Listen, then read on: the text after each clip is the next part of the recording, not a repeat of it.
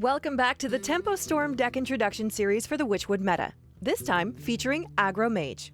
The tempo-based strategy of the Mana Worm and Sorcerer's Apprentice backed up by cheap spells and burn has existed for quite some time, but the prevalence of greedy control decks in the current meta really lets this deck shine. While not a mainstay Tier 1 deck, Tempo Mage always has the ability to catch people by surprise on the ladder and can punish slow starts from your opponents.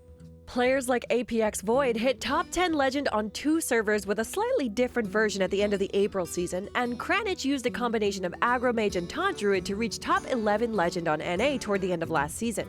These results showcase the power of this deck in a ladder setting. Let's dig deeper into this archetype to break down how it works and to understand its position in the current metagame. Aggro Mage is a traditional aggro deck in the sense that it wants to deploy its threats on the board before the opponent to take control and stay ahead. But arguably one of the best parts of the deck is its ability to pivot from board control in the early game to a full burn strategy in the mid and late game. The popularity of Even Warlock and power of Q-Block place Aggro Mage in the middle of Tier 2 from the most recent meta snapshot, giving the deck plenty of targets to make up for its highly polarized matchups. Mana Worm is the only one-cost minion in the deck, which means that if we don't get it in the mulligan, our first play will start on turn 2. This is why we see such a heavy emphasis on strong and efficient 2-drops in the deck, like Sorcerer's Apprentice, Arcanologist, and Armani Berserker. These 2-drops let us trade into other 1 and 2-drops efficiently in case of Arcanologist and Berserker, or allow us to catch up in tempo by discounting the mana cost of our cards, courtesy of Apprentice. To maximize the efficiency of Arcanologist and to generate favorable tempo swings, this deck runs 2 copies of Kirintor Mage, along with 2 copies of Counterspell and Explosive Runes to disrupt your opponent and pile on the pressure. Arcane Keysmith is not the hardest hitting card in the deck in terms of attack, but can provide even more disruption to throw an extra wrench in your opponent's game plan. 2 copies of Life Drinker are included as extra burst damage, coupled with a reasonable body that can be played in the mid-game as needed. Aluneth is the most powerful card in the deck, allowing you to draw 3 cards at the end of every turn, which should allow you to bury your opponents in card advantage to close out any game in short order. The rest of the deck is filled with burn and board control spells to keep our cheap minions alive or apply direct damage to our opponent's face. Arcane Missiles protects Mana Worm and Sorcerer's Apprentice from opposing cheap minions, as well as providing burst damage and a cheap spell that can be played from hand to make room for new cards while Aluneth is active. Primordial Glyph and Arcane Intellect help smooth out awkward draws and help find answers for difficult board positions. Frostbolt, Cinderstorm, and Fireball all serve double duty as early-game board control spells and late-game burst damage, while Pyroblast is the deck's end-all late-game finisher.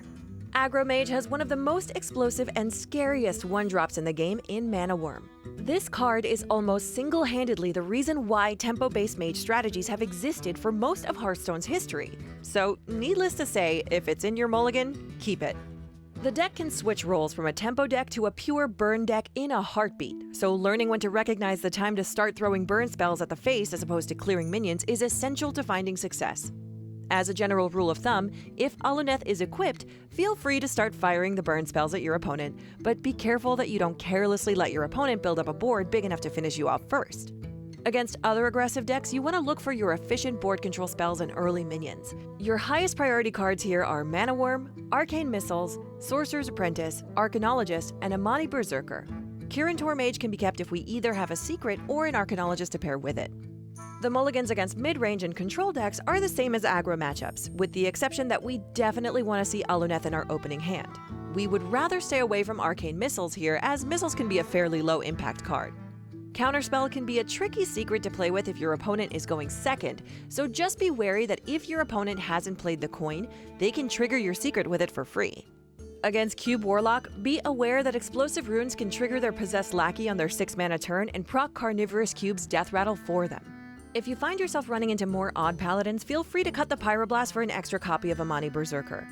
This will make your opening draws more consistent and let you fight for early board positions better. Firefly is another good option to turn to if you're looking for more early game plays that contest the early Paladin Swarm.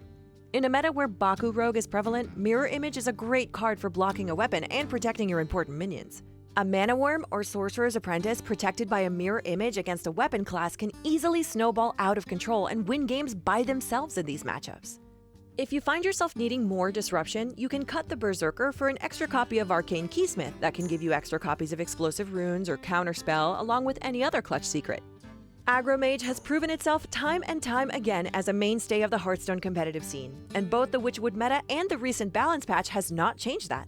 While the deck can find it a bit difficult to compete with the aggressive decks on the ladder, Aggro Mage makes short work of the greedy control decks and slower mid-range decks.